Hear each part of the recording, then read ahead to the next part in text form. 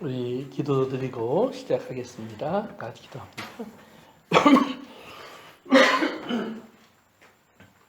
고마우신 아버지 하나님 감사합니다. 오늘도 저희들 주님 앞에 이렇게 함께 모여서 주의 말씀을 같이 나눌 수 있는 귀한 시간을 주신 것을 기억합니다. 아버지 하나님, 우리가 얻은 이 귀한 시간 배우고 또 깨닫고 우리가 알게 되는 모든 것들이 우리의 삶 속에서 또한 믿음이 되어서 하나님 아버지의 뜻대로 우리의 삶이 이루어지고 이 땅에서 주의 뜻이 이루어지는 일에 선한 일꾼으로 쓰임받게 하옵소서.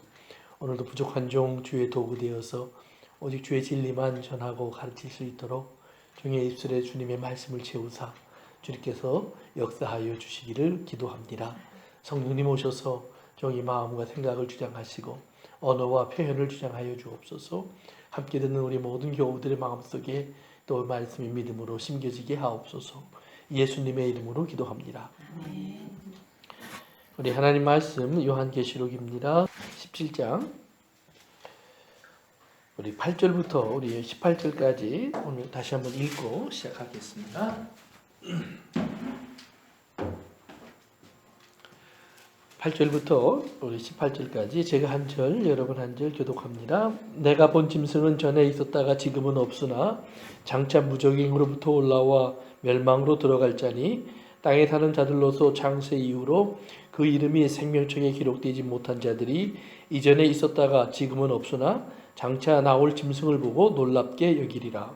지혜 있는 뜻이 여기 있으니 그 일곱 머리는 여자가 앉은 일곱 상이요 또 일곱 왕이라 다섯은 망하였고 하나는 있고 다른 하나는 아직 이르지 아니하였으나 이르면 반드시 잠시 동안 머무르리라. 전에 있었다가 지금 없어진 짐승은 여덟째 왕이니 일곱 중에 속한 자다. 그가 멸망으로 들어가리라. 내가 보던 열 뿔은 열 왕이니 아직 나라를 얻지 못하였으나 다만 짐승과 더불어 임금처럼 한동안 권세를 받으리라. 그들이 한 뜻을 가지고 자기의 능력과 권세를 짐승에게 주더라. 그들이 어린 양과 더불어 싸우려니와 어린 양은 만주의 주시요 만왕의 왕이시므로 그들을 이기실 터이요 또한 그와 함께 있는 자들 곧 부르심을 받고 택하심을 받은 진실한 자들도 이기리로다. 또 천사가 내게 말하되 내가 본 바 음녀가 앉아있는 분 백성과 무리와 열국과 방언들이라. 내가 본 바 이 열뿔과 짐승은 음녀를 미워하여 망하게 하고 벌거벗게 하고 그의 살을 먹고 불로 아주 사르리라. 이는 하나님이 자기 뜻대로 할 마음을 그들에게 주사 한 뜻을 이루게 하시고 그들의 나라를 그 짐승에게 주게 하시되 하나님의 말씀이 응하기까지 하시니라. 그 다음 절까지요. 또 내가 본 그 여자는 땅의 왕들을 다스리는 큰 성이라 하더라. 아멘. 우리 지난 시간에 우리 거의 그 짐승에 대한 이야기를 우리가 좀 자세하게 나눴기 때문에 오늘 다시 한번 정리하고 이제 다니엘서에 나오는 내용과 좀 비교해 보면서 오늘 우리 좀 더 바른 이해를 우리 또 생각해 보겠습니다. 이제 17장에 시작할 때 보면 하나님께서 이제 음료를 보여주셨고 음료와 함께 짐승을 보여주십니다. 그런데 이 짐승을 하나님은 오늘 9절에 보니까 8절인가요? 8절에 보니까 어떻게 되냐면 전에 있었고 지금은 없고 그 다음에 장차 있을 것이라고 다시 한번 올 거라고 이렇게 이야기를 합니다. 그러니까 이제 지난 시간에 얘기했지만 마치 예수님을 표현하는 말, 예수님은 전에도 계시고 지금도 계시고 그 다음에 장차 오시리라 그렇게 표현하는 말, 그래서 흡사하죠. 또 어떤 면에서 보면 부활하신 예수님을 우리 생각해 보면 예수님은 십자가를 지기실 전까지 우리와 함께 계셨고 부활하신 후에 지금은 우리와 함께 계시는 것이 아니죠. 아버지 나라에 가 계시고 우리에게 와 있는 분은 성령님이시니까 그렇게 볼 수 있죠. 그 다음에 다시 재림하실 것이니까 예수님의 재림. 그러니까 마치 짐승이 예수님의 모습과 굉장히 흡사한 모습을 볼 수 있어요. 그러니까 여러분이 성경을 이렇게 읽으면서 우리가 자주 이제 이런 것을 만나게 되는데 짐승은 또 사단의 역사는 아주 하나님의 모습과 흡사하게 따라갑니다. 그렇지만 거기에 무언가 조금씩 달라요.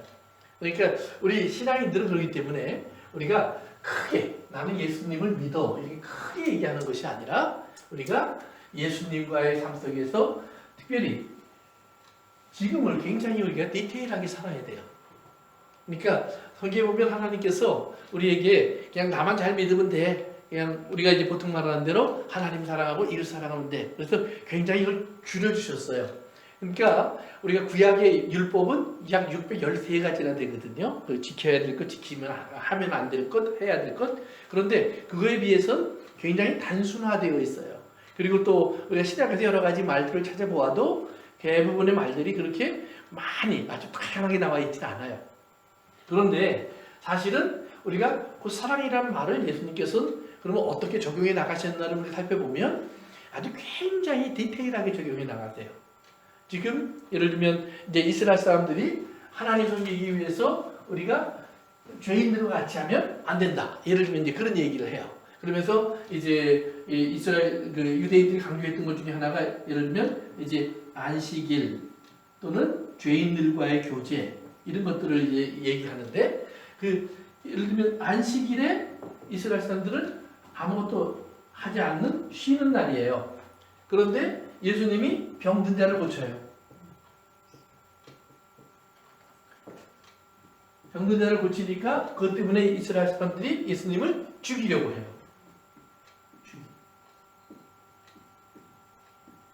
그러면 이제 이렇게 죽이려고 하는 걸 보면서 이제 예수님이 말씀하던 거예요. 너희들이 내가 뭘 잘못해서 날 죽이려고 하니? 그랬더니 이스라엘 사람들이 우리가 너를 왜 죽이려고 해? 그냥 그러면서 그러나 네가 안식일을 지금 어겼기 때문에 하나님 법을 어겼기 때문에 너를 죽이려고 하는 거야. 그랬더니 예수님이 비유를 하나 주시는 거예요. 그럼 한번 생각해 보자. 자, 병든 니네들 그 짐승이 있는데 짐승이 길을 가다가 넘어졌어. 그러면 구덩이에 빠지면 너희들 어떡하니? 짐승 살리겠다고 끄집어내잖아. 그런데 길거리를 가다가 아픈 사람 있어. 그럼 안식일 지킨다고 안 돌보고 가잖아. 그러면 그것이 하나님 뜻이 맞니? 이렇게 질문하시는 거예요. 그러면서 우리가 항상 생각해 봐야 될 것이 있어요. 사실 하나님께서 이스라엘에게 안식일을 주기 위해서 어떤 일을 하셨는가를 봐야 돼요. 그러면 우리가 이제 출애굽기 내용으로 돌아가면 이스라엘이 애굽에서 노예 생활할 때 안식일이 있었어요? 없었어요?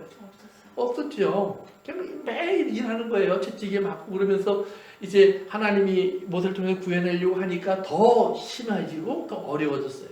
그러니까 이스라엘이 무슨 불평을 하냐면 차라리 우리를 그냥 내버려 두시지 괜히 와갖고 더 힘들게 하십니다. 하나님이.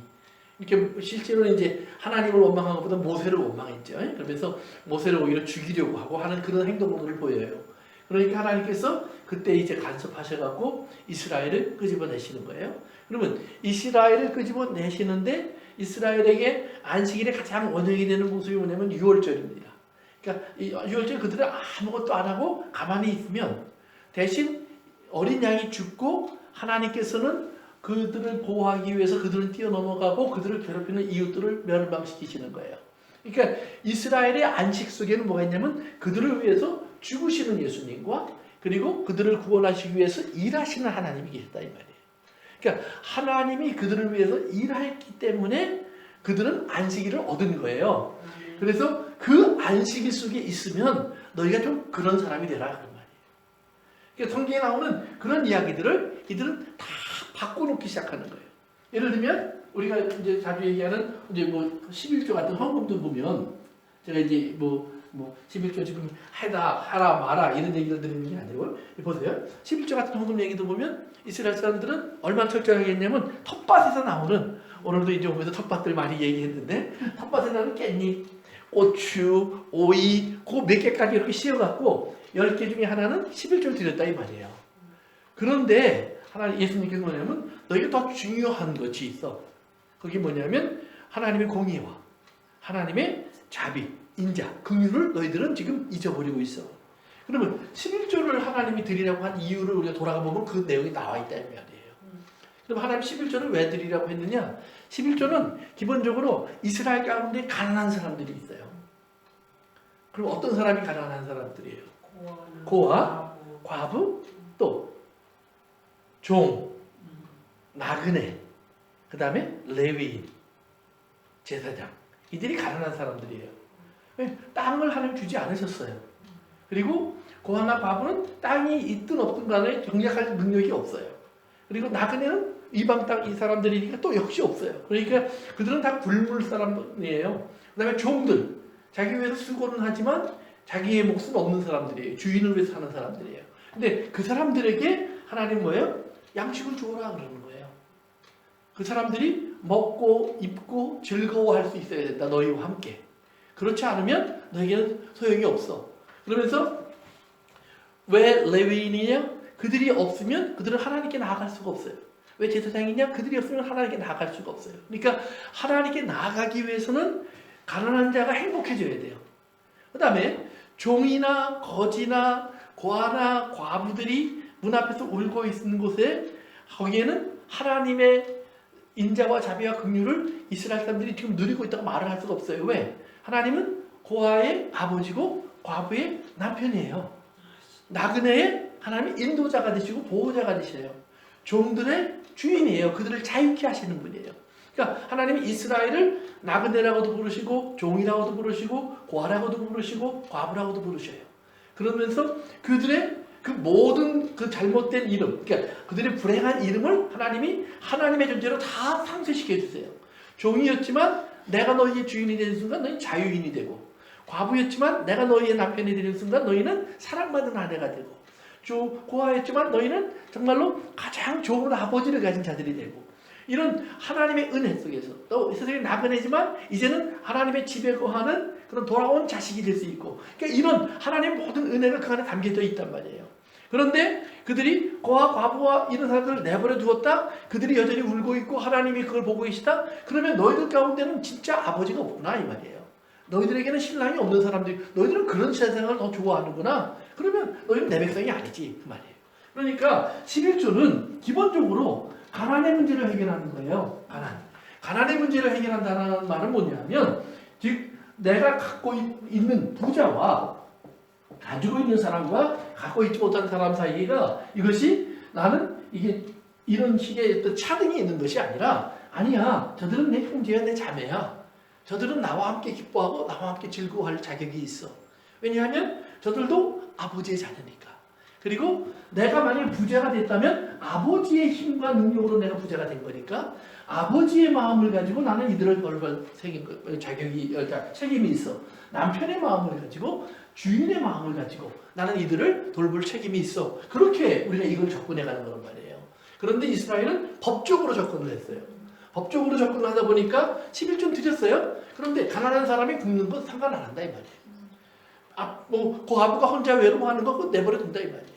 그러니까 예수님이 성전에서 보니까 과부가 엽전 2입을 헌금하는데 그걸 다들 그걸 소중하게 여기는 사람도 없고, 그렇다고 또 그 과부를 불쌍히 여기는 사람도 없어요.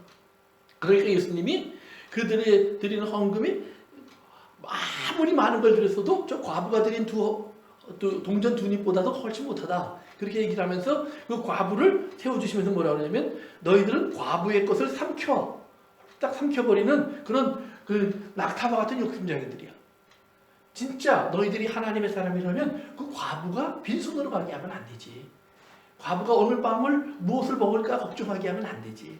그러면서 그들을 책망하는 말씀을 예수님이 하고 계세요. 그러니까 이런 거예요. 그러니까 죄인도 마찬가지죠. 그들이 죄인이 되어서 그렇기 때문에 버려졌을 때 예수님께서는 너희들은 죄인이니까 멀리 떨어지려고 하지. 그러나 너희들이 죄인이었을 때 내가 너희를 어떻게 대했니? 그 말이에요. 그때 하나님께서는 그들이 죄인일 때 그들을 불쌍히 여기셔서 그들을 구원하시기 위해서 자신의 생명을 주셨어요. 그러면 너희가 죄인을 위해서 무엇을 해야 해? 그런데 너희들은 지금 끊고 버리고 나누고 그 다음에 떨어지고, 이건 하나님의 뜻이 아니다 이 말이에요.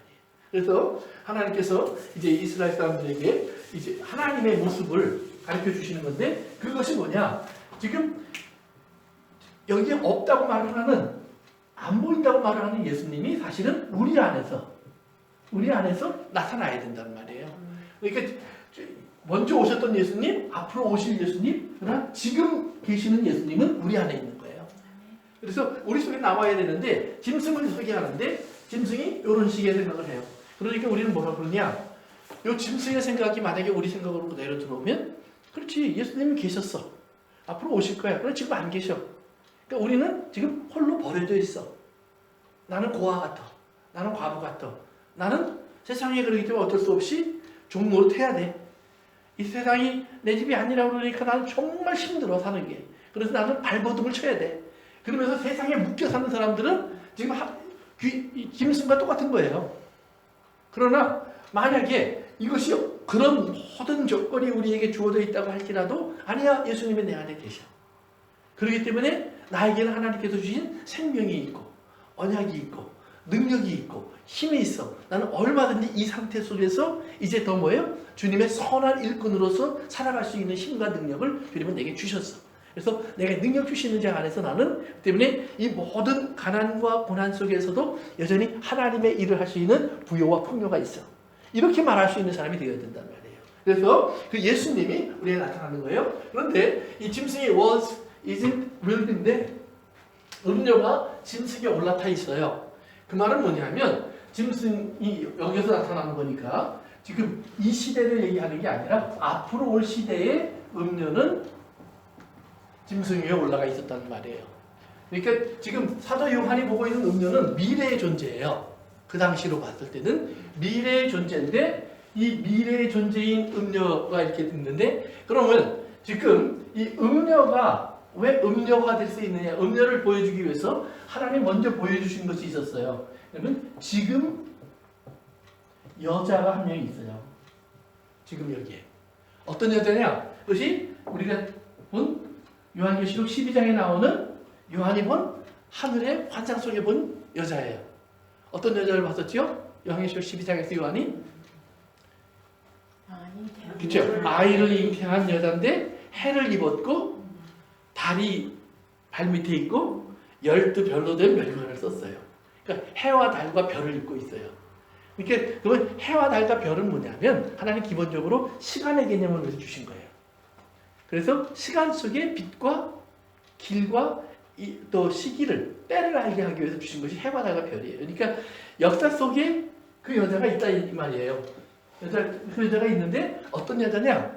임신한 여자인데 뭘 하려고 하느냐? 해산하려고 하는 여자예요. 그것도 해산이 임박했어요.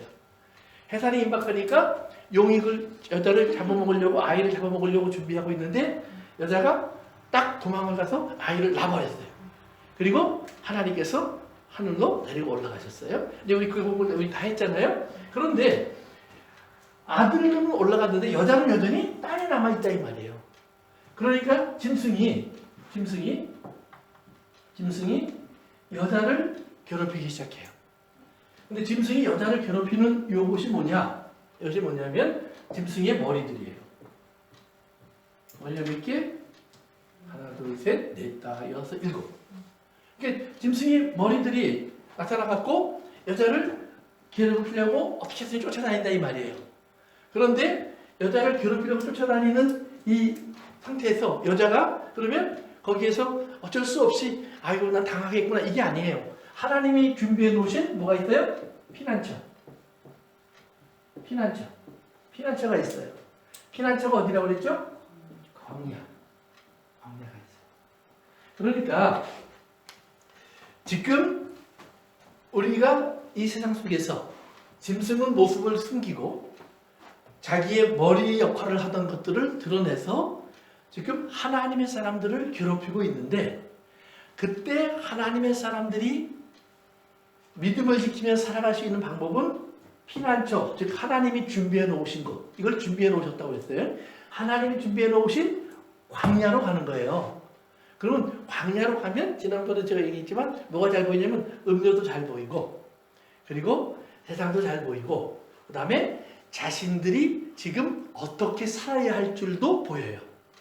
광야로 나간 사람들이 깨닫는 건 뭐냐면 내가 농사 지면 돼. 돼요 안 돼요? 광야에서 농사 짓는 게 소용이 없어요. 왜? 그렇죠? 물도 없고 너무 뜨겁고 기후가 맞지 않아요. 또 두 번째는 하나님이 자꾸 옮기시네. 그냥 고추 심어놨는데 이게 싹이 날 때쯤 되니까 또 딴 데로 가라고 그러네. 이번엔 그래서 모래를 심었더니 그 다음에 또 딴 데로 옮기시네. 이건 광야에서 농사 지을 수가 없어요. 근데 광야에서 살 수 있는 방법이 뭐예요? 그렇죠? 하나님 말씀이에요. 하나님 말씀은 뭐예요? 일어나 아침에 나가봐. 그러면 만나가 내려와 있다 이 말이에요. 그러니까 하나님이 주신 말씀들을 따라가면 여러분에게 만나와 같은 양식들이 준비되어 있어요. 그러니까 그것이 어떨 때는 소고기, 돼지고기일 수도 있지만 어떨 때는 풀떼기일 수도 있다 이 말이에요. 그러나 풀떼기랑 소고기를 놓고 왜 하나님은 저 사람은 소고기를 주시고 나에게는 풀떼기를 주십니까? 그러지 말고 저 사람에게 주신 것도 만나요, 나에게 주신 것도 만나로 본다 이 말이에요. 그래서 만나로 받으면 아멘이에요. 그러면 만나로 받은 다음에 거기 보니까 많이 거둔 자도 남은 것이 없고 적게 거둔 자도 모자란 것이 없다고 그랬어요. 만나의 특징은. 그러면 왜 많이 거뒀는데 남은 것이 없을까요? 벌레가 생겼어요. 그렇죠. 그렇죠. 맞아요. 처음에는 많이 거둔 사람들은 내일 먹을 거대로 다 항아리에 넣어서 보관을 했어요. 그런데 아침에 일어나 보니까 썩어서 냄새가 나요. 벌레가 생겼어요. 적게 거둔 사람은 그래서 어떻게 했을까요? 배가 고파서 밤에 잠을 못 잤어요. 그런데 그걸 겪고 나니까 그 다음에 어떻게 해요? 많이 거둔 사람이 에이 당신 먹어. 적게 거둔 사람들에게 나누어 주기 시작했다 이 말이에요. 못 거둔 사람이 나누. 그랬더니 또 머리 좋은 사람은요 먹을 것만큼만 집어와. 나눠주기 싫어서. 근데 그것도 어떤 면에서는 나눠주는 거예요. 왜? 늦게 나온 사람, 힘없는 사람이 지속할 수 있도록 남겨놨으니까. 그것이 하나님이 이스라엘의 법 속에 있어요. 추수할 때 다 거두지 말고 남겨놔. 그러면 지나가는 사람이 좀 거래갈 거야. 과부들이 와서 같이 갈 거야. 그랬거든요. 그런 식으로 남겨놓는 것도 하나의 나눔의 원칙이에요. 그러나 예수님이 원하는 나눔은 뭐예요? 적극적인 나눔이에요. 좀 더 가져와서 이렇게 나누고 베풀는 거예요. 그런데 우리가 그러면 힘이 있다고 능력이 있다고 막 뛰어가서 많이 가져오는 게 좋은 게 아니라 사실은 같이 나간 사람들의 여건을 보면서 다들 주는 걸 보면서 그러다가 이제 우리가 다 가질 만큼 가졌고 지금은 나오지 못한 사람들이 있고 그런 사람들이 있으니까 우리가 좀 더 가져가서 나눠줘야 되겠다 이렇게 생각하시면 된다 이 말이에요. 이게 하나의 법이에요. 그러니까 이 광야에서는 하나님의 말씀대로 산다는 말은 그런 말이에요. 하나님 말씀대로 산다는 것은 이게 하나님 말씀이 뚝 떨어져서 내일 아침엔 그럼 내가 필요하면 옷도 한 번 생길 것 같고 그 다음에 뭐 신발도 이게 아니라 하나님께서 내게 주신 모든 것 속에서 내게 주신 환경 속에서 마치 광야에 사는 이스라엘이 아침마다 일어나서 나가는 것처럼 내가 아침마다 하나님의 뜻을 생각하면서 옷을 놓고 물질을 놓고 내 삶을 놓고 하나님 앞에 오늘도 쓰임받기를 위해서 기도한다면 여러분 앞에 뭐예요? 그 광야의 삶을 살 수 있는 부요가 그리고 비결이 확 나타나고 준비된다는 사실을 기억하시면 된다는 말이에요. 그러니까 이렇게 광야로 가라는 거예요. 그러니까 그렇게 살면 어떻게 돼요? 사단이 못 이겨요. 그런 삶은. 그래서 그런 삶을 놓고 성경을 뭐라 하냐면 사탄이 이런 것을 금할 수 있는 법은 없다고 해요. 이런 것을 금할 수 있는 법은. 그게 감옥이냐 뭐 궁궐이냐 상관이 없어요. 이런 것을 금할 수 있는 법은 없어요. 그러나 반대로 우리가 욕망의 사람이 되기 시작하면 탐욕의 사람이 되기 시작하면 뭐라고 그래요? 아무리 내 생각에 광야 같은 곳일지라도 그건 지옥이 되어버려요. 거기에서는 치열하게 싸우고 다투고 그리고 시기하고 질투하는 일들이 계속 반복될 수밖에 없는 일들이 우리 속에 이루어진다는 말이에요. 그러니까 여자가 광야로 도망을 갔어요. 광야로 도망갔는데 광야로 도망간 여자와 함께하는 여자의 자녀들이 있는데 그들은 어떤 사람들이냐? 우리 한번 찾아보고 갑시다. 한번 찾아봅시다. 요한계시록 12장 다시 한번 가보세요. 요한계시록 12장 한번 가보세요. 11절 한번 읽어볼까요? 11절 시작. 또 형제들이 어린 양의 피와 자기들의 증언한 말씀으로서 그를 이겼으니 그들은 죽기까지 자기들의 생명을 아끼지 아니하였도다. 그렇죠? 어린 양의 피와 증거하는 말씀으로 이겼다고 그래요. 그렇죠? 그 말이에요. 그 다음에 다른 군데 한 군데 더 찾아서 봅시다. 14장으로 한번 가보세요. 14장 12절 13절 시작. 성도들의 이름에 내가 여기 있나니 그들은 하나님의 계명과 예수에 대한 믿음을 지키는 자니라. 또 내가 그들이 하늘에서 우선하여서 이르되 기록하라. 지금 이후로 주 안에서 죽는 자들은 복되다 하시매 성령이 계시되 그러하다. 그들이 수고를 지고 쉬리니 이는 그들의 행한 일이 따르리라 하시더라. 아멘. 아멘. 그러니까 여기도 보니까 인내의 말씀, 그렇죠? 하나님의 계명과 예수에 대한 믿음을 지키는 자예요. 근데 하나님의 계명과 예수의 믿음을 지키는 사람은 어떻게 되느냐? 그 다음 절에 잘 나와 있죠? 죽는 자들은. 그러니까 하나님의 계명과 예수에 대한 믿음을 지키면 죽는다는 말이에요. 그러니까 피난처 생활은 지금 이 세상의 눈으로 보면 죽음이에요. 죽음과 굉장히 가까워져 있다 이 말이에요. 죽음의 모습이 항상 그들을 감싸고 있다는 말이에요. 그런데 이 죽음의 모습이 감싸고 있지만 하나님 뭐라고 하냐면 이것을 복이 있다. 너는 죽지 않아. 잘 뿐이야. 자는 사람은 성경을 예수님께서 예수님의 친구 나사로가 죽었다고 소식이 오니까 내 친구가 잠들었어. 깨우러 가자 그래요. 그러니까 여러분들이 이렇게 죽으면 예수님께서 내 친구 아무개 집사가 아무개 성도가 지금 잠들었어. 우리 깨우러 가자. 예수님이 오셔서 우리를 깨워주실 줄로 믿습니다. 아멘. 그래서 예수님이 우리 이름을 불러주신다 이 말이에요. 이게 성경이에요. 그러니까 이제 우리가 깨닫는 게 뭐예요? 말씀으로 이기는 거예요. 말씀으로. 그런데 이 짐승이 그러면 짐승은 어떻게 우리에게 나타나느냐? 큰 기적과 능력으로. 우리가 이제 뭐 여러 번 봤으니까 13장에서 나오고 뭐 그러잖아요. 이 짐승이, 그러니까 보세요. 예수님에게서 하나님의 사랑을 위해서 큰 기적과 능력이 나오는 것은 우리가 꽤 바람직한데 이게 짐승에게서 이게 나오고 하나님의 사람들은 오히려 죽기까지 죽음이라고 하는 이 두 글자가 항상 우리를 감싸고 있는 광야 생활에 머물러 있다 이 말이에요. 그러니까 어떻게 볼 때 이쪽으로 가고 싶은 것이 우리들의 욕망이에요. 그런데 여기로 가라고 하는 것은 하나님의 말씀이에요. 말씀.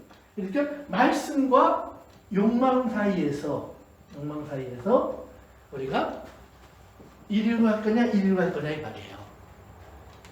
그러니까 우리는 여기서 뭐예요? 우리가 하나님이 성경에 뭐라면 그렇기 때문에 마지막 때에는 깨어있는 자가 복이 있다. 깨어있는 자. 그러니까 여러분이 잠인데 아까 말한 그 말씀을 지키다가 죽음 속에 들어가는 것은 잠자는 거지만 우리가 어둠 속에서 잠자는 사람이 있어요. 그러니까 잠도 빛 속에서 자는 잠이 있고 어둠 속에서 자는 잠이 있다 이 말이에요. 어둠 속에서 자는 잠은 뭐예요? 이건 마귀에게 속아서 자기가 지금 어둠 속에 있는 줄 모르고 마귀가 비춰주는 가짜 빛을 따라가다가 마귀를 섬기고 사탄을 섬기고 우상을 섬기다가 멸망받는 사람들이에요. 그러니까 이것을 다시 말하면 포도주를 마시고 함께 취하는 사람들이에요. 그러니까 이게 낮인지 저녁인지 아침인지 밤인지 모른다 이 말이에요. 마약하는 사람들이 보면 이렇게 돼 있어요. 마약하는 사람들이 보면 그들은 모든 수단과 방법을 동원해서 어떻게든지 마약을 더 사요. 그리고 마약에 취해 있는 그 순간을 그들은 가장 행복한 시간을 보내고 있어요. 그런데 깨어나면서 그들이 깨닫는 건 뭐예요? 계속해서 이건 지옥이라는 걸 알아요. 그런데 지옥을 잊어버리기 위해서 그들이 택하는 방법은 뭐냐면 또 다른 마약이에요. 또 한 번의 마약이에요. 그러니까 거기에 빠지다 보면 어느 순간인가 자기 영혼까지 다 망가져서 멸망에 들어간 후에야 그 마약에서 해방돼요. 그런데 그때 마약에서 해방되면 뭐예요? 멸망이에요. 그런데 거기서 빠져나오는 사람이 있어요. 도움을 받아서 치료를 받고 하는데 그 빠져나오는 과정이 아무도 쉽다고 말을 하지 않아요. 너무너무 힘들고 정말 어렵고 정말 온 몸에 막 벌레가 기어가는 그런 느낌도 같기도 하고 막 열이 나고 막 헛소리를 하고 별 시간을 다 가진다고 그래요. 그런데 그럴지라도 도움을 붙잡으면 이렇게 돼요. 결국은 그걸 버리게 돼요. 그러면서 이 밤, 어둠이 주었던 그 밤의 시간 속에서 나에게 주었던 어떤 행복이라고 했던 것이 거짓인 걸 알아요. 환상이었던 걸 알아요. 그리고 빛 속에 들어가기 시작한다 이 말이에요. 그럼 빛 속에 들어가서 자는 잠을 성경 뭐라고 하면 그걸 안식이라고 해요. 안식. 하나님의 품에 잠겨 있고 예수님의 손을 붙잡고 있고 예수님의 장막 아래 거하고 있고. 그러니까 우리가 육체적인 잠을 얘기하는 것이 아니라 우리가 영적으로 빛 속에서 잠을 자는 사람은 그렇기 때문에 깨어 있는 거예요. 항상 하나님의 음성에 귀를 기울여요. 그런데 큰 기적과 능력에 끌려간 사람들은 이것이 미혹이에요. 그러니까 그게 자기가 좋아서 살아가는 거예요. 왜? 거기에 가면 자기가 욕망하는 것을 얻을 것 같아요. 그런데 주님의 말씀을 자꾸 들어보면 주님의 말씀은 우리가 세상말로 표현하면 나보고 자꾸 죽으래. 아니 살려줘도 내가 주님이 어떨 때는 고마울까 말까 하는데 맨날 죽으라고 하니까 너무 싫다 이 말이에요. 그래서 싫어서 안 가고 싶은 거예요. 그런데 빗속에서 보면 내가 싫어했던 것이 얼마나 어리석은 줄 알다 이 말이에요. 왜요? 앞에 있는 소망이 보여요. 그러니까 이 소망이 보여야 돼요. 이 소망을 못 보면 우리가 믿음을 지킬 수 없어요. 그래서 믿음과 소망과 사랑은 항상 함께 있는 거예요. 주님이 사랑이 아무리 좋아도 내게 소망이 없으면 그건 헛 것이고 또 아무리 또 좋은 소망이 눈에 보여도 믿음이 없으면 갈 수가 없고 뭐 이렇게 믿음, 소망, 사랑은 함께 어울려져 있는 거예요. 그러니까 이건 한 세트지 믿음 따로 소망 따로 이거 따로 아니다 이 말이에요. 그래서 우리가 마치 삼위일체의 하나님처럼 믿음, 소망, 사랑은 바로 하나님이 우리에게 주신 가장 귀한 은혜의 선물이 믿음, 소망, 사랑이에요. 그래서 그 안에서 우리가 살아가는 겁니다. 그래서 하나님께서 한 여자를 만들어 주셨는데 광야로 나가서 살다 보면 그러면 어떻게 되느냐? 순결한 사람이 되는 거예요. 왜 순결하냐? 이 안에 살면서 짐승을 따라간 사람들은 계속해서 짐승을 바라보면서 짐승을 찬양할 일들이 생겨요. 짐승에게 절해야 돼요. 짐승에게 경배해야 돼요. 짐승에게 예물을 갖다 드려야 돼요. 그러나 광야로 나간 사람들은 우리가 하나님을 찬송할 수밖에 없어요. 하나님의 선하심을 계속해서 경험할 수밖에 없어요. 그러니까 이들은 믿음의 순전한 자가 되는 거예요. 그래서 우리가 지금 하나님과 동행하는 사람들은 어떤 사람들이냐? 여기에서 우리에게는 그래서 순전한, 순결, 순전. 그래서 이것이 신부예요. 신부의 모습으로 하나님께서 우리를 만들어 가시는 거라 이 말이에요. 그런데 이렇게 만들어 가시는 신부들이 우리가 14장과 15장에서 보니까 어디에 있었느냐? 산 위에 있었잖아요. 하늘에 있었잖아요.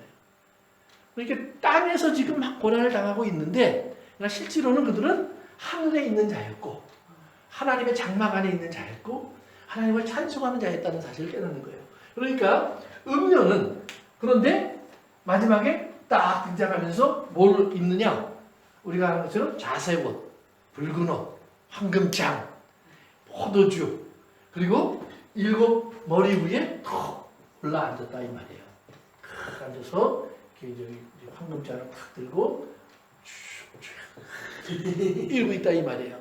그러니까 이러면서 자 내가 다 부럽지 이러고 있으면 수많은 사람들이 맞아요 부러워요. 이제 우리가 잘 생각해 보셔야 돼요. 부러워하면 지는 거예요. 근데 이렇게 안 부러워야 되는데 교회 가서 기도하는 소리를 들어보면 부러워 죽겠어. 하나님 내가 그 자리에 내가 올라가야 되고 이 사업은 성공해야 되고 이렇게 어떻게 보면 그 뒤에 다 붙이는 건 있어요. 하나님이 할 거예요. 하나님 마음 쓸 거예요. 좋은 일 쓸 거예요. 그런데 사실은 이게 부러워 죽겠어요. 이렇게 얘기한다. 그러니까 이건 뭐예요? 음녀에게 끌려가고 있는 사람들의 모습이에요. 그런데 하나님께서는 뭐예요? 이거 아니야. 이거 끊어. 이거 끊고 너희가 이쪽으로 와. 그러면 여기에서는 사실은 붉은 옷도 없고 자색 옷도 없고 금잔도 없고 그래요. 그런데 흰 옷이 있어요. 그러면 이걸 이제 잘 여러분 두고 비교해 보면 제가 지난번에 얘기한 것처럼 이 음녀가 입고 있는 옷이 가장 상징적으로 보여주는 것은 제사장이라고 했어요. 제사장. 그러니까 땅에서 제사 드리는 그 제사장의 모습인데 그 제사장의 모습이 성경에 보면 하나님이 사실은 광야에서 그 성막을 짓고 예배드리게 돼 있는 거예요. 그런데 이들은 뭐예요? 땅에 있는 예루살렘이라는 큰 도시 속으로 소돔과 고모라 속으로 이걸 가지고 들어왔어요. 그래서 소돔과 고모라 성 안에서 소돔과 고모라 성의 사람들이 생각하는 성전을 짓고 소돔과 고모라 사람들이 좋아하는 그런 예배를 지금 드리면서 하나님께 예배 드린다고 하고 있다 이 말이에요. 그런데 하나님 말씀하시는 진짜 예배는 신령과 진짜 예배는 여기에 있다는 거예요. 그러면 여기에 나와서 들으면 자색옷과 홍색옷은 뭐냐? 그것은 홍색옷은 예수 그리스도의 보혈을 상징하고 자색옷은 주님의 영광을 상징해요. 그러니까 예수님의 십자가와 부활과 그 예수님을 주로 섬기는 그런 신실한 믿음을 우리가 보이고 살아가는 것이 바로 자색옷과 홍색옷이 상징하던 거예요. 그러니까 그런 사람은 흰 옷을 입게 되어 있지 이 옷을 입게 되어 있지 않다 이 말이에요. 금잔도 마찬가지예요. 금잔 속에는 사실은 예수 그리스도의 보혈이 담겨 있었어야 돼요. 그래서 그 피를 가지고 우리의 죄를 위해서 하나님의 지성소에 들어가 붓고 우리의 죄를 하나님께 용서받고 우리에게 용서를 전달해 주시는 거예요. 그런데 여기는 취하여 먹고 마시고 놀자예요. 쾌락을 찾아가는 거예요. 그러면서 이것보다 좋은 것이 뭐가 있냐고 얘기하는 거예요. 그러니까 이제 이런 배경을 가지고요. 이제 짐승을 좀 더 생각해 봅시다. 그래서 근데 하나님 예수님 그 보니까 오늘 거기 보니 7머리 중에 5은 지나갔다고 그랬죠. 그 다음에 하나는 지금 있어요. 그 다음에 하나는 앞으로 올 거예요. future. 앞으로 올 거예요. 여기에 대해서 잠깐 얘기한 것처럼 지금 있는 거는 로마죠. 로마. 그렇죠? 로마. 그 다음에 또 하나 앞으로 올 것은 성경이 얘기 안 했으니까 정확히 알 수 없다 그랬어요. 그런데 사람들의 추측은 이것은 로마가 4세기 말쯤에 가면 둘로 나눠져요. 그래서 동로마, 서로마로 갈라져요. 그래서 서로마, 지금 우리가 말하는 로마가 있던 거기에는 이제 5세기가 들어가면서 멸망하고 서로마, 동로마, 비잔틴으로 옮겨간 로마는 그 다음에 한 1000년가량 더 유지가 돼요. 그러니까 또 동로마, 서로마로 나누어서 그런 로마일 수도 있다. 또 하나는 로마를 멸망시킨 오스만 제국일 수도 있다. 또 하나는 이것도 그것도 아니고 현대까지 와서 현대의 제국 중에 가장 큰 제국은 누구냐? 이건 미국이다. 그래서 미국 같다. 뭐 그런 사람도 있고 별의별 말이 다 있어요. 그러나 우리가 중요한 것은 이 7이 심지어는 로마의 황제들이다 라고 얘기를 해요. 그런데 우리가 성경을 통해서 생각해 볼 것은 이게 로마의 황제냐? 또는 미국이냐? 또는 뭐 동남아냐? 서로마냐? 다섯. 오케이. 이게 이제 뭐 미국이냐 소련이냐 뭐 상관없다 이 말이에요. 중요한 것은 이들이 우리가 다니엘서를 통해서 보면 이스라엘을 괴롭히거나 지배하거나 그다음에 통치했던 제국들이에요.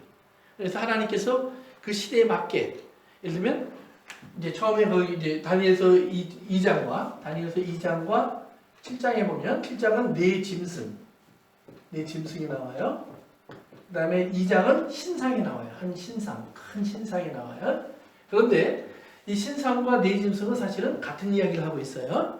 그래서 신상은 하나의 이제 신상으로 이렇게 해서 이렇게 큰 우상이 하나 세워지는 걸 얘기하는데 이렇게 골드, 실버, 그 다음에 카퍼, 그 다음에 아이언, 그 다음에는 발가락 이렇게. 그래서 발가락은 진흙과 철 이렇게 해서 이제 나타나는데 나중에 보면 네 짐승, 그다음에 사자, 그다음에 곰, 표범 그리고 모양을 알 수 없는 무서운 짐승 이제 이렇게 나오는데 이것이 사자는 바벨론의 상징이고 그다음에 곰은 메대와 바사의 상징이고 그다음에 표범은 헬라의 상징이고 그다음에 철은 로마의 상징이고 이렇게 해서 우리가 이렇게 연결을 시켜요. 그래서 거기까지는 뭐 모든 그 성경을 해석하는 사람 똑같이 해석하는 거니까 우리가 별 문제가 없어요. 근데 그렇게 보면 우리가 이 머리 중에 하나, 둘, 셋, 넷을 거기다 연결시킬 때 있단 말이에요. 그러면 5, 6, 7을 어디다 연결시킬까? 우리가 얼마든지 보면 그 바벨론 전에 사실은 아수리아라는 제국이 있었어요. 아수리아. 북왕국을 멸망시켰던 또 그전에는 이스라엘을 노예로 삼았던 애굽이라는 나라도 있었어요. 우리가 얼마든지 그래서 그렇게 되면 벌써 6개가 되잖아요. 그다음에 하나는 앞으로 안 나타났던 나라니까 누군지 몰라요.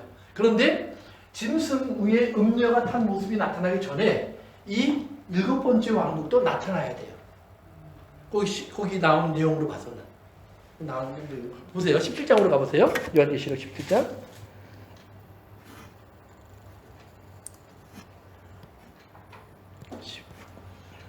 17장. 이제 보세요. 10절에 보시면 일곱 왕이라 다섯은 망하였고 하나는 있고 다른 하나는 아직 이르지 아니하였으나 이르면 반드시 잠시 동안 뭐예요? 머무리리라. 근데 전에 있다가 지금 없어진 짐승은 몇 번째예요?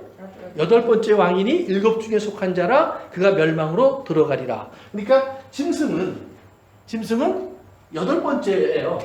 일곱 번째가 아니라 여덟 번째예요. 여덟 번째 왕이라는 말이에요. 그러니까 짐승에 올라탄 음녀가 올라타고 있는 짐승 속에서 나타난 왕의 모습은 여덟 번째의 왕인데 이 여덟 번째의 왕은 요 일곱 중에 하나였다는 말이에요. 근데 그 중에 누군가가 죽으려고 했어요.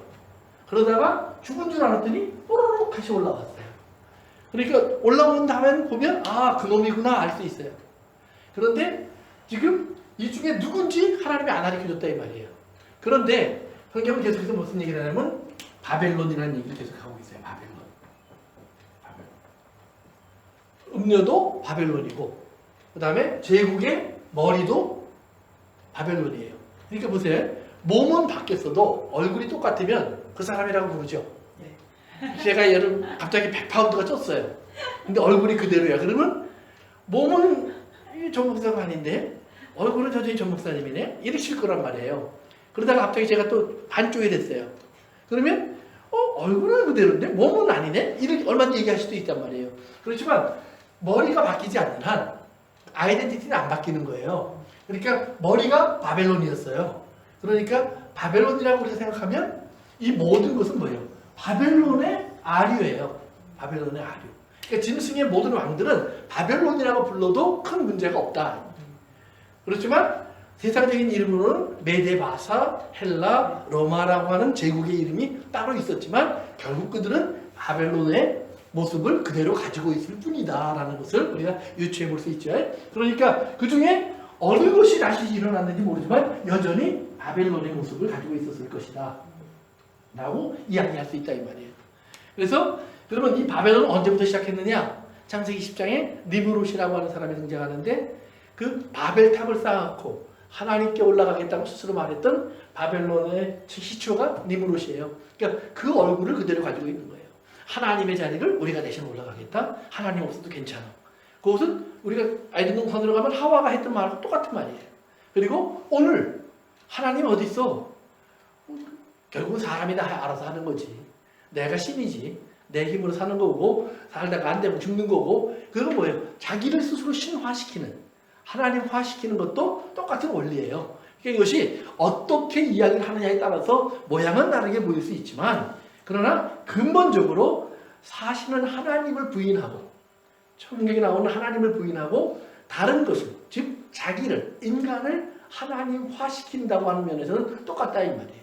그래서 인간의 능력과 인간의 지혜와 재능을 힘입어서 살아가겠다고 말을 하는 것과 똑같은 거예요. 그러니까 우리가 지금 우리의 시간이 이전의 시간이라면 지금은 없고의 시간이라면 주님이 말씀하신 앞으로 나타날 이 모습은 언제의 모습이냐? 곧 올 것 같기도 하고 또 조금 더 기다릴 것 같기도 하고 모르는 시간이에요. 그러나 어느 순간인가는 이 시간이 우리에게 확 다가온다는 사실을 우리가 깨달아야 돼요.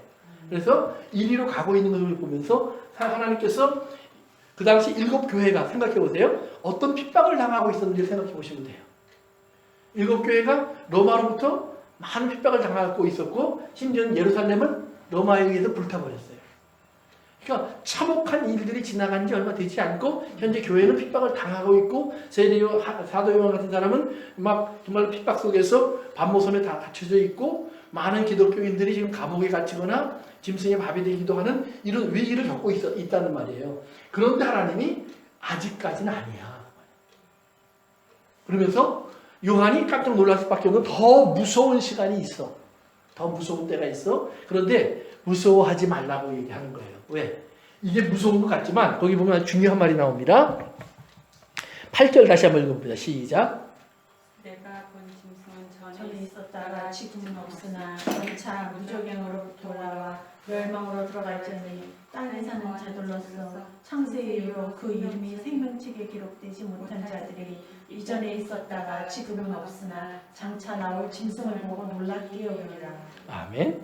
그러니까 6절에 보면 이런 말이 나와요. 내가 보매 이 여자가 성도들의 피와 예수의 증인들의 피에 취한지라 내가 그 여자를 보고 놀랍게 여기고 또 크게 놀랍게 여기더라. 그러니까 요한이 처음 보고는 이걸 보고 너무 끔찍했어요. 왜?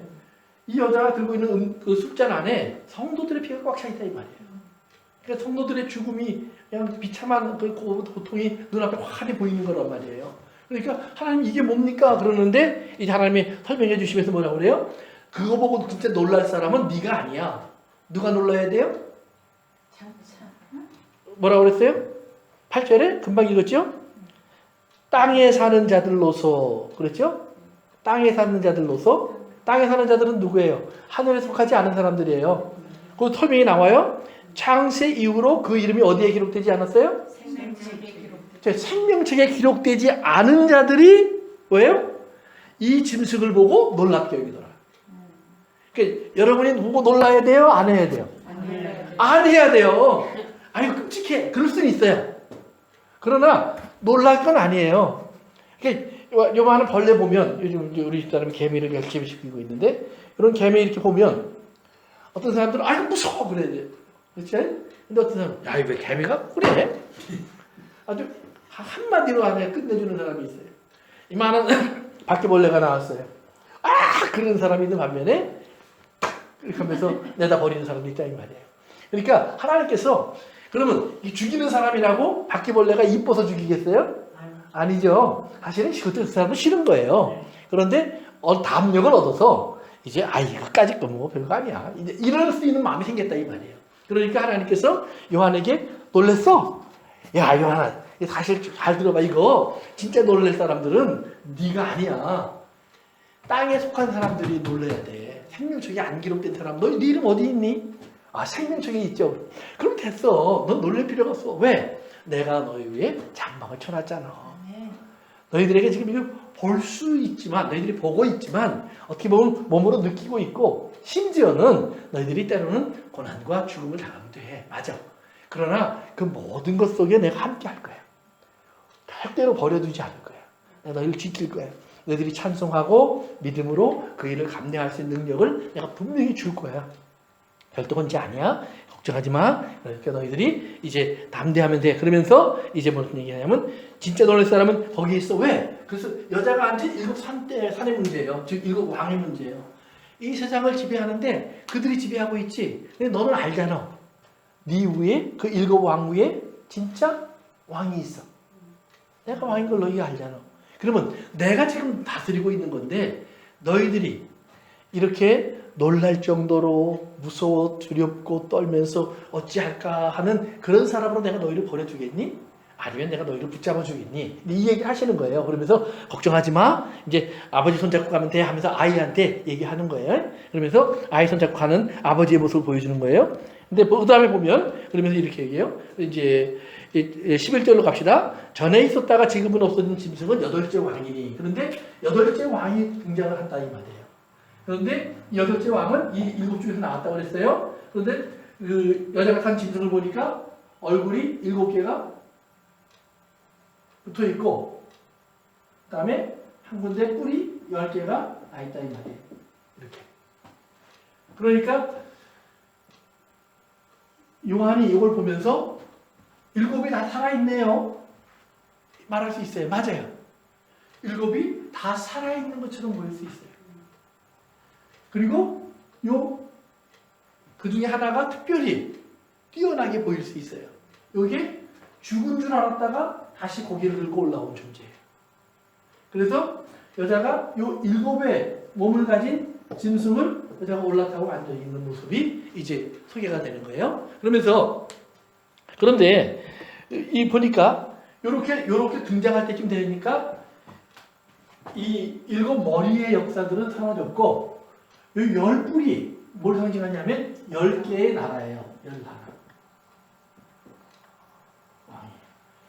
그러니까 10개의 나라라는 말은 진짜 10개일 수도 있고 열이라는 완전 숫자로 상징되는 온 세계의 모든 왕들을 이야기할 수도 있어요. 근데 이제 우리가 이때 보면 이건 온 세계의 모든 왕들로 보는 것이 맞겠죠. 온 세계를 다스리고 있는 모든 리더들을 열왕이라고 불렀어요. 그런데 이 열왕이 어떻게 해요? 짐승에게 모든 권세를 돌려주는 거예요. 이게 열왕이 짐승에게 모든 권세를 주면서 이렇게 짐승을 높여주는데, 그렇게 하다 보니까 열왕이 보니까 근데 거기 음녀가 계속 앉아있다 이 말이에요. 네가 왜 앉아있지? 너 없어도 괜찮아. 우리가 스스로 잘할 수 있어. 그러니까 여기까지 올 때는 음녀가 필요했는데 막상 와보니까 음녀가 더 이상 필요하지 않더라 이 말이에요. 이제 세상을 취하게 안 만들어도 돼. 우리가 네가 하던 일 우리가 다 할 수 있고, 네가 누리던 거 우리가 누리면 되고, 네가 갖고 있던 건 우리가 갖고 있으면 돼. 그러면서 열왕이 음녀를 공격해서 없애버리는 거예요. 여기서 이제 그래서 음녀가 과연 누구냐 그랬을 때 음녀를 거짓 선지자라고 대부분들 생각을 해요. 거짓 선지자. 즉 음녀는 우상을 섬기게 하는 일과 아주 긴밀하게 연결되어 있는 거예요. 그래서 버가모 교회 얘기할 때 보면 이사벨이라고 하는 그 여왕이 이야기가 있었잖아요. 그처럼 음녀는 우상을 섬기게 하는 일과 연결되어 있어요. 그래서 이스라엘 사람들이 하나님을 버리고 우상을 섬기는 하나님은 음탕하다 그렇게 얘기했었잖아요. 그러니까 그런 개념으로 봤을 때 이렇게 음녀에게는 뭐예요? 종교적인 면이 있다 이 말이에요. 종교적인 면. 물론 정치적인 면도 있어요. 군사적인 면도 있어요. 경제적인 면도 있어요. 어디 18장에 가서 보시면. 그러나 이 모든 것을 아우르면서 동시에 종교적인 면이 있어요. 그래서 예언을 한다고 하거나 이런 말을 하면서 진짜 세계의 평화는 또는 진짜 하나님이 주시는 축복은 바로 이렇게 나와 같이 먹고 마시고 즐기는 거야. 그래서 음탕한 곳으로 끌고 간다 이 말이에요. 그러니까 거짓 선지자로 이런 얘기를 하면 결국 거짓 선지자의 역할은 뭐냐? 종교적인 일이란 말이에요. 종교. 하나님을 대신하려고 하는 사람들. 그러면 하나님을 대신하려고 하는 사람들이 가장 어디서 많이 등장할까요? 교회에서 등장하지 않을까요? 네, 그렇죠. 종교 속에서 나타나겠죠. 기독교도 물론이에요. 또 어떤 사람들은 그래서 캐톨릭이라고 그래요. 근데 캐톨릭 속에서도 진실이 있고요. 개신교 속에서도 가짜가 있어요. 그러니까 캐톨릭이라고 우리가 딱 점찍는 것도 문제가 있어요. 그다음에 두 번째는 그러면 세상에 기독교와 캐톨릭만 있냐? 아니에요. 모슬렘도 있어요. 그러면 그들은 하나님을 안 부르냐? 그들도 하나님 불러요. 또 부처님 믿는 사람들도 있어요. 또 힌두교들도 있어요. 그 외에 많은 잘못된 종교들을 가지고 있는 우상들을 가지고 있는 수많은 사람들이 있어요. 그러면 그들이 다 지금 하나님을 나름대로 찾고 있어요.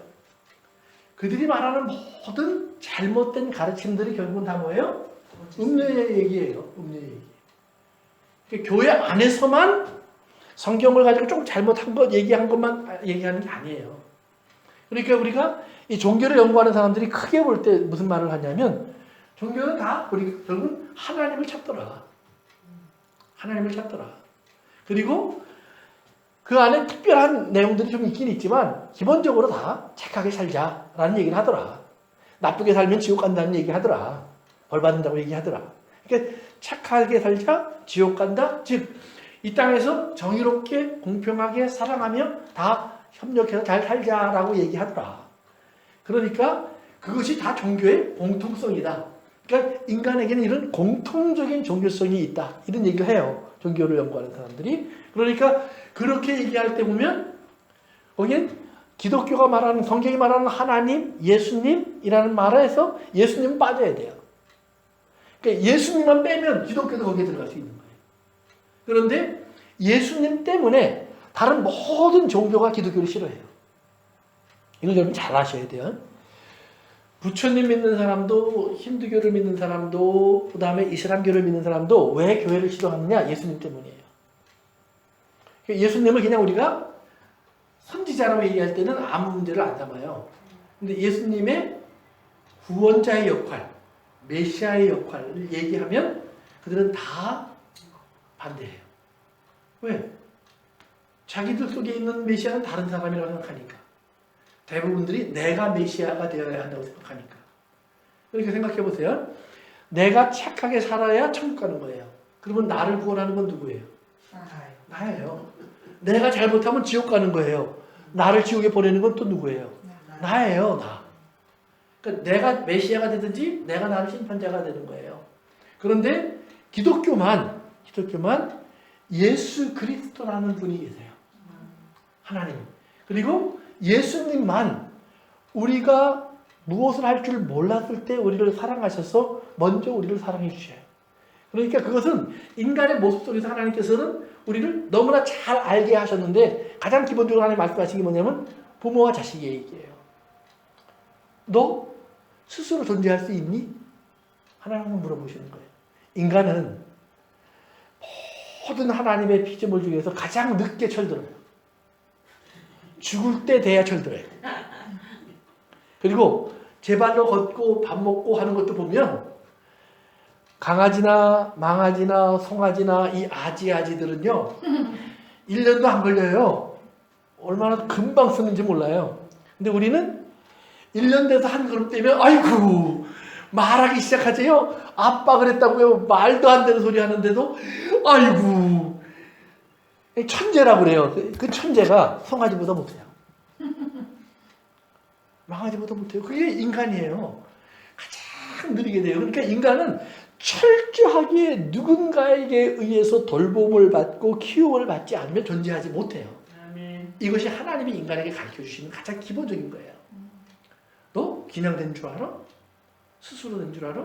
태어나는 것부터 장성하고 성장하는 모든 것 속에 너는 철저하게 사랑 속에서 만들어지는 거야. 그래서 이걸 잘 깨달아야 돼요. 그래서 우리가 이제 하나님 말씀에 보면 다니엘에서 2장에 보면 이런 신상을 봐요. 이런 신상을 보는데 이것이 크게 큰 신상이 서 있는데요. 서 있는데 이 다니엘이 뭐라고 그러냐면 금에서 시작해서 은, 동, 철, 그다음에 철과 진은 이렇게 이제 이런 시간을 지났는데 어느 날 갑자기 어떤 산에서 돌 하나가 날라와서 띠용 쳐버려요. 그러니까 이게 다 무너져요. 그리고는 큰 산이 돼요. 그래서 거기에 하나님의 나라가 세워져요. 이게 다니엘이 이제 이것을 설명해 주는 거예요. 이걸 설명해 주면서 다니엘이 이 온 세상은 하나님이 인도하십니다. 그러니까 다니엘서 2장으로 한번 가봅시다. 다니엘서 2장 구약성경 이제 27절에 보면 다니엘이 왕에게 이제 하나님이 그 환상을 우리에게 보여주셨습니다. 라면서 이제 그 하나님의 환상을 보여주신 이유가 30절 내게 이 은밀한 것을 나타내심은 내 지혜가 모든 사람보다 낫기 때문이 아니라 오직 그 해석을 왕에게 알려서 왕이 마음으로 생각하던 것을 왕에게 알려주려 하심이니이다. 즉 왕에게 당신이 지금 세계를 지배하는 제왕이 되어서 느부갓네살 왕입니다. 제왕이 되어서 이제 당신의 세계를 꿈꾸고 있는데 당신이 꿈꾸는 세계가 어떤 것인지를 하나님이 보여주려는 것입니다. 당신이 꿈꾸는 세계는 우상을 만들어 놓는 겁니다. 이 땅에 하나님을 대적하는. 그러면서 이제 그 설명을 다 해줘요. 그 밑으로 쭉 내려가면. 그랬더니 30절에 보니까 또 왕이 보신즉 손대지 아니한 돌이 나와서 신상의 새와 진흙의 발을 쳐서 부서뜨리매. 요 발을 부서뜨려요. 여기를 섞여 있으니까. 그러니까 이 발이 부서지니까 다 쓰러져 버리더라 이 말이에요. 다 쓰러져 버려서 2015절에 보면 다 부서져 여름 타작 마당에 겨같이 되매 바람에 불려 간 곳이 없어요. 그러더니 이건 다 흩어져 버렸고 조그만 돌인 줄 알았는데 이 돌이 태산이 되어버렸어요. 그래서 온 세계 위에 우뚝 섰다 이 말이에요. 그러니까 스스로 섰다고 생각했던 우상은 넘어졌고 그리고 하나님이 세운 태산이 그 앞에 서요. 그러면서 이제 37절에 보면 왕이요 왕은 여러 왕들 중에 왕이시라 하늘의 하나님이 나라와 권세와 능력과 영광을 왕에게 주셨고 그래요. 그래서 이 느부갓네살 당신이 머리인 이유가 당신은 이 땅의 모든 왕들의 왕입니다. 그래서 10왕의 왕입니다. 7왕의 왕입니다.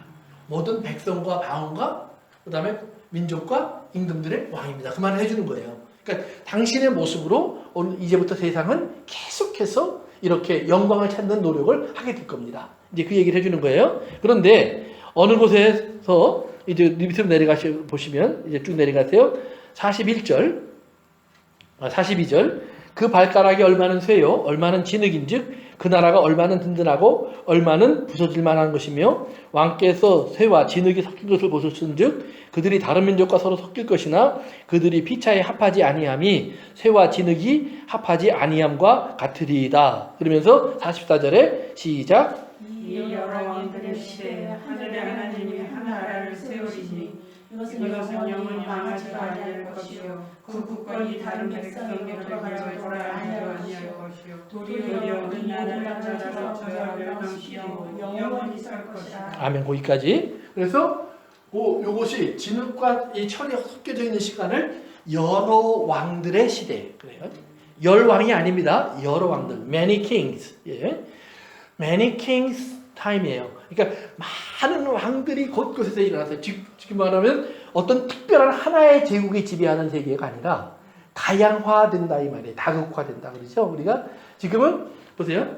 우리가 미국, 소련이라고 한 두 개의 제국이 있다가 시간이 변하면서 소련이라는 나라는 많이 없어졌고 지금은 러시아가 조금 올라와 있어요. 그리고 좀 더 커지고 싶어서 지금 우크라이나랑 전쟁도 하고 있어요. 그 다음에 중국이라는 나라가 그동안에 쭉 올라왔어요. 그 다음에 미국이 이렇게 이만큼 있다가 이만큼 내려왔어요. 그리고 유럽이라고 하는 나라들이 또 힘을 합쳐서 이제 한 30개의 나라가 힘을 합쳐서 이만큼 커졌어요. 그러다 보니까 또 아시아들 사람들끼리도 또 좀 모이자 그러고 아랍 사람들도 좀 모이자 그러고 석유 갖고 있다고 모이자 그러고 금 갖고 있다고 모이자 그러고 하여튼 다들 끼리끼리 지금 모이기 시작해요. 왜? 이게 힘이 되니까. 힘이 되니까. 그러니까 이 다극화 시대가 온단 말이에요. 그러면 10개 정도의 나라를 이렇게 얘기하면서 철로 된 나라가 있고 그 다음에 진흙으로 된 나라가 있어요. 그 중에 한국은 철이 될까요? 진흙이 될까요? 예, 진흙에 섞인 철이 될 것 같아요. 그러니까 뭔가 되고 싶어서 우리가 애를 쓰는데 강한 나라도 있고 약한 나라도 있고 강한 모임도 있고 약한 모임도 있는 이런 시대가 올 거다 이 말이에요. 그런데 그런 시대가 왔을 때 거기서 모두가 함께 생존하기 위해서 저들이 택한 방법이 뭐냐? 그 중에 짐승의 존재를 하나 세운다 이 말이에요. 그게 요한계시록의 얘기고 그게 다니엘서의 얘기예요. 그래서 이 사람들이 뭐예요? 요 10개의 발가락을 가지고 이 신상을 아주 높이 딱 세워놓은 거예요. 열왕의 시대에 이 완성품이 나왔다는 말이에요. 그런데 도에 올라와서요. 이거 턱 건드리니까 섞이지 못하고 있는 거예요. 사실은 그 안에 다 자기 생각들 하고 있었거든요.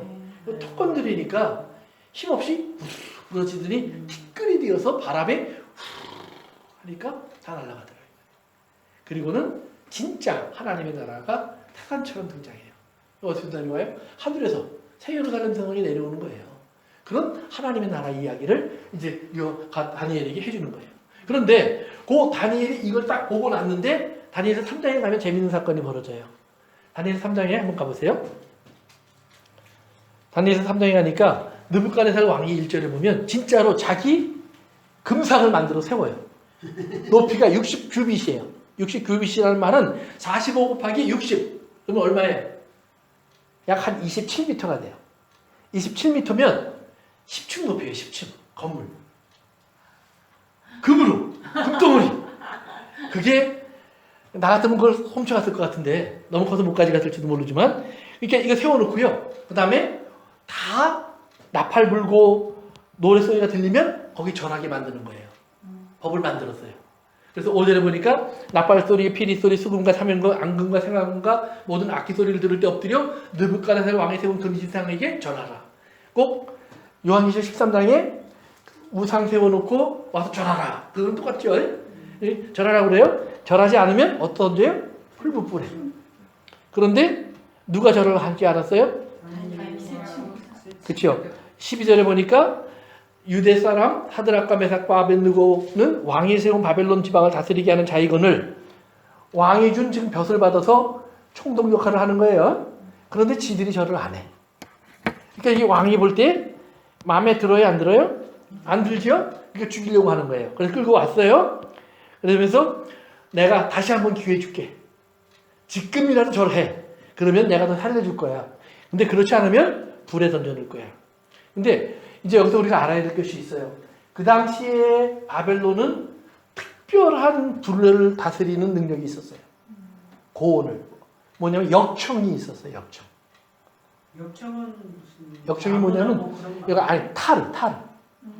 이게 아스팔트 갈 때 타르 있죠. 예. 타르의 원모습이라 생각하면 돼요. 천년 타르예요.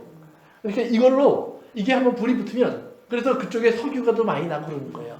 이게 한번 불이 붙으면 꺼지질 않아요. 그리고 활기 어마어마하게 세요. 근데 그걸로 불을 붙이는 거예요.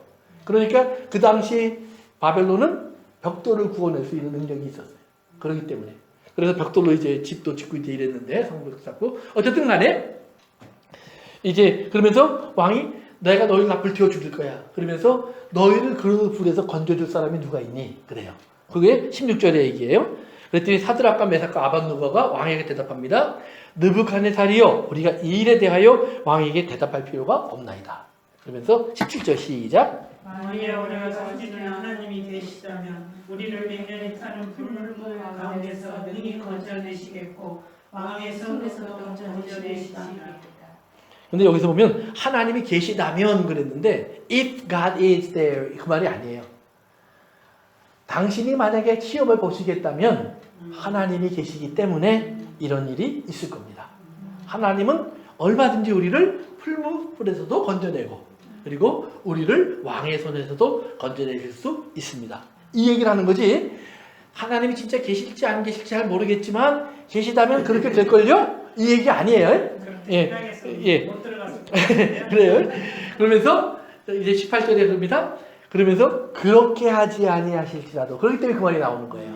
그렇게 하지 않으실지라도 왕이여 우리가 왕에게 또 왕의 신들을 섬기지도 않겠습니다. 절하지도 않겠습니다. 딱 선언하니까 느부갓네살 왕의 얼굴이 풀불보다 뜨거워졌어요. 그래서 그들을 불에 던져넣는데 성경에 보면 이렇게 돼 있어요. 22절 보시면 얼마나 뜨거운지 던져 넣던 사람들이 불에 타 죽어요. 아궁이 바깥까지 그 열기가 미쳤다는 얘기예요. 그런데 그들이 들어갔는데 24절에 봅시다. 시작. 그때 느부갓네살 왕이 올라 급히 일어나서 모사들에게 물으되 우리가 결박하여 불 가운데 던진 자는 세 사람이 아니하느냐. 그들이 왕에게 대답하여 왕의 옷을 하라. 왕이 또 말하여 이르되 내가 보니 결박되지 아니하냐. 내 사람이 불 가운데를 다니는데 상하지도 아니하고 그 넷째의 모양은 신들의 아들과 같도다 하고. 아멘. 거기까지요. 세 사람을 집어넣는데 네 사람이 있더라 이 말이에요. 그러니까 우리가 이제 여기서 이렇게 들으셔야 돼요. 바깥에 있을 때는 보이지 않던 하나님이 나와 함께 하던 하나님이 불 속에 들어가니까 함께 하시더라. 그것이 보이더라는 말이에요. 누구에게? 물론 사드락 메삭 아벳느고에게도 보였겠지만 바깥의 사람들에게 보이는 거예요. 즉 그들이 불못에 들어갔기 때문에 하나님의 증인이 되는 거예요. 그러니까 증인이 된다는 말은 이런 거예요. 하나님께서 우리를 거기에 집어넣으시는 이유를 허락하시는 이유를 우리 다 몰라요. 그런데 거기에 들어가면 하나님이 보인다니까요. 누구에게? 바깥 사람에게. 나는 이미 하나님을 알고 있잖아요.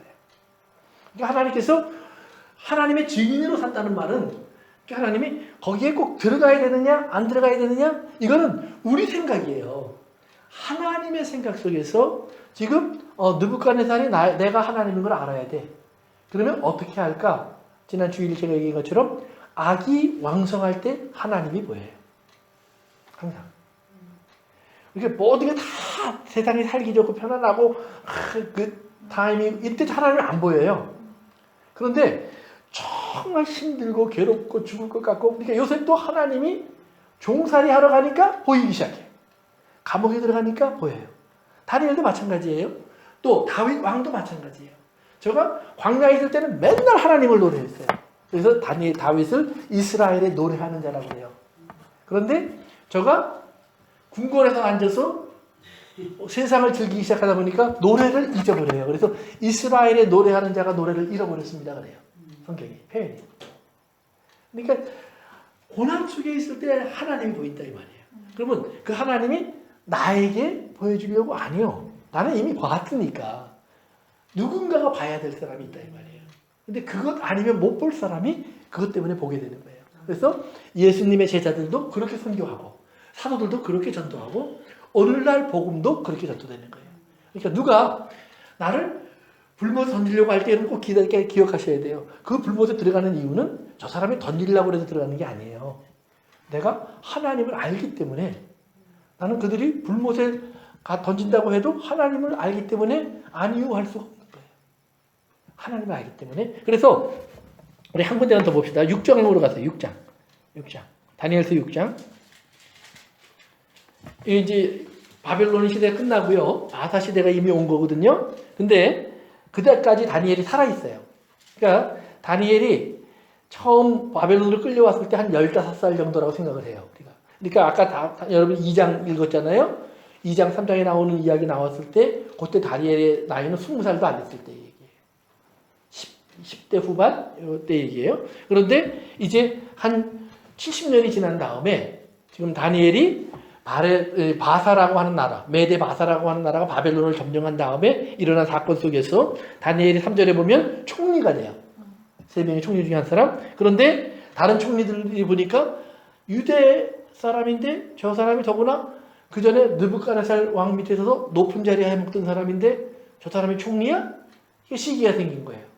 우리는 공로가 있어도 됐지만 저는 뭔데 바벨론 속에서 잘 먹고 잘 살던 사람이 여기 와서 지금 또 총리 노릇을 해. 그래서 괴롭히려고 하는데 4절에 보니까 이는 그가 충성되어 아무 그릇됨도 없고 허물이 없어요. 그랬더니 5절 시작. 그들이 이르되 이 다니엘은 그 하나님의 율법을 경고한 것을 찾지 못하면 그를 구원할 수 없으리라 하고. 아멘. 뭐 하지 않으면은요? 하나님의 율법을 그렇죠. 근거를 찾지. 그러니까 하나님의 율법을 죄로 만들지 않으면 하나님 율법을 지키는 것을 죄로 만들지 않으면 다니엘을 책망할 방법은 없다는 말이에요. 그 말은 동시에 이 말이에요. 다니엘은 어떤 값을 치르더라도 하나님의 법을 지키는 일에는 승리한다. 이겨낸다는 말이에요. 그러니까 보세요. 세상 사람들은 그거를 죄를 만들어 다니엘을 여기 사자굴에 던지는 거예요. 지금 사자굴에 던져요. 그런데 믿음으로 보면 다니엘은 지금 이긴 거예요, 진 거예요? 이긴 거죠. 왜? 믿음을 지킨 거니까. 그러니까 세상 사람들이 볼 때는 야 하나님 널 안 살려줬잖아. 널 안 지켜주잖아. 이렇게 얘기를 하는데 다니엘은 뭐냐면 하나님 나에게 이런 상황 속에서도 믿음을 지킬 수 있는 능력을 주셨어요. 난 지금 이기고 있어요. 그러니까 하나님 말씀과 예수 그리스도의 증인으로 산다. 그 말은 계속 이 말을 반복하는 거예요. 그러니까 우리가 이겼다라는 말이 신앙생활 속에서 그것은 세상 사람들이 가지고 있는 개념의 승리가 아니라 어떤 환경, 즉 말씀을 더 이상 지키기 어려울 것 같은 도전이 왔을 때에도 그 말씀대로 갈 수 있는 힘, 용기, 깨달음, 소망, 꿈 이걸 하나님이 나에게 주셨다 이 말이에요. 아멘. 그래서 그렇게 가는 거예요. 이기는 거예요. 그래서 다니엘이 딱 그렇게 가는 거예요. 그랬더니 이날은 하나님께서 다니엘에 특별 서비스를 해주셨어요. 다니엘을 사자굴에 딱 던지니까 사자가 카페트가 되어서 다니엘을 탁 받았어요. 그리고는 밤에 막 추운데 사자들이 와서 탁 살아있는 모피로 덮어줬어요. 그리고 밤새 편안히 잠을 자요. 아침에 왕이 가서 다니엘이 죽었을까 살았을까 그러고 물어봐요. 다니엘아, 네가 믿는 하나님이 너 살려줬니? 그랬더니 다니엘이 대답해요. 왕이요? 만세수를 다시옵소서. 나의 하나님이 천사를 보내어 나를 사자들의 입에서 구원하셨나이다. 아멘. 그러니까 성경에는 안 나와 있지만 다니엘을 감고 사자굴에 던지도록 이 괴력을 꾸민 사람들이 저 사자들이 이빨이 없나 봐요, 왕. 그 사자들이 여기 병들었거나 이빨이 없거나 뭐가 문제가 있는 거라고. 그랬더니 왕이 그래? 그러더니 다니엘을 꺼내고 그러면 너를 한번 집어넣어보자. 딱 그 사람을 집어넣었어요. 그 사람의 가족들도 같이 집어넣었어요. 사자들이 땅에 닿기 전에 그들을 물어 죽였다. 사자가 닿기 전에. 그러니까 우는 사자처럼 사단은 우리를 이렇게 삼키려고 하는 거예요. 마지막 때는. 그런데 그때 하나님께서 이 사자의 입에서 우리를 지켜내야 돼요. 그것이 여러분이 다니엘이 살아나온 것처럼 살아나오는 것일 수도 있어요. 또 하나는 예수님의 사도 중에 야고보는 칼에 맞아 죽은 것처럼 죽는 것일 수도 있어요. 그러나 그 안에서 우리의 믿음을 지켜주시고 영혼을 지켜주시고 우리 마음과 생각을 지켜주셔서 이기게 해주시는 하나님을 믿으세요. 아멘. 그것이 그러니까 이제 우리가 이 음료의 이야기, 짐승의 이야기 막 이러면서 일어날 수많은 변화와 제국들의 여러 가지 일 속에서 과연 우리가 왜 성경의 하나님이 너희는 두려워할 필요가 없어, 놀랄 필요가 없어. 진짜 놀랄 거는 쟤네들이야. 너희들은 오히려 내 말을 듣고 귀를 기울여봐. 그러면 위로받고 힘을 얻을 거야. 다니엘을 건져내듯이 그 짐승에게서. 그러니까 다니엘이 이것은 뭐냐면 다니엘이 그 다음에 보는 것이 뭐냐면 7 짐승들이 올라오는 거예요. 바다에서. 표범이 올라오고 사자가 올라오고 막 이렇게. 그런데 올라오기 전에 하나님 그걸 먼저 보여주시는 거예요. 이렇게 너를 지킬 거야. 저 짐승들로부터. 불못에 던지지는 다니엘의 대친구의 이야기가 있어요. 왕이 우상을 세우면 하나님의 사람들은 불못에 던져진다는 거예요. 그러나 거기 하나님이 함께 계시고 우리와 함께 지켜내실 것을 또한 성경이 약속해 주는 거예요. 그러니까 다니엘서는 단순하게 다니엘의 어떤 꿈의 해석의 미래에 대한 이야기가 아니라 실제로 그런 일이 있을 때 하나님이 우리를 어떻게 지키실 것인지를 함께 보여주는 이야기예요. 그들의 역사 속에서, 그들의 삶 속에서. 그래서 우리가 요한계시록을 보면서 다니엘서를 같이 보시다 보면 그런 말씀들이 왜 여기 들어와 있지? 이것이 무엇을 우리 전달해 주는 의미일까? 바로 하나님께서 그 모든 환난 속에서 이런 재앙 속에서 내가 너희와 함께하리라 하신 하나님의 말씀이 어떻게 이루어지는가를 같이 보여주고 계시는 겁니다. 오늘은 거기까지 하겠습니다. 다음 시간에 이제 18장으로 넘어갑니다. 예. 그래요. 기도합니다. 아버지 하나님 감사합니다. 오늘도 저희들에게 주신 이 시간을 통해서 함께 나눈 말씀 속에서 우리가 마지막 때에 하나님께서 우리에게 주시는 승리가 어떤 것인지 우리가 믿음을 지키고 이기는 것이 무엇인지를 깨닫게 하옵시고 세상이 어리석어 우리의 이기는 그 순간을 저들은 우리를 죽이고 짓밟고 억누르는 시간이라고 자기의 권세와 힘과 능력을 자랑하겠지만 얼마나 어리석은 사람들인지 아버지 하나님 우리를 통해서 그들에게 보여주시옵소서. 그래서 다니엘의 하나님 또 아드락과 메섹과 아벤느고의 하나님이 만왕의 왕 만유의 주가 되셔서 느부갓네살 눈앞에서 살아계심을 증거하신 것처럼 우리들의 하나님이 이 시대 속에서 살아계신 하나님인 것을 세상이 볼 수 있도록 사용해 주시옵소서. 예수님의 이름으로 기도합니다.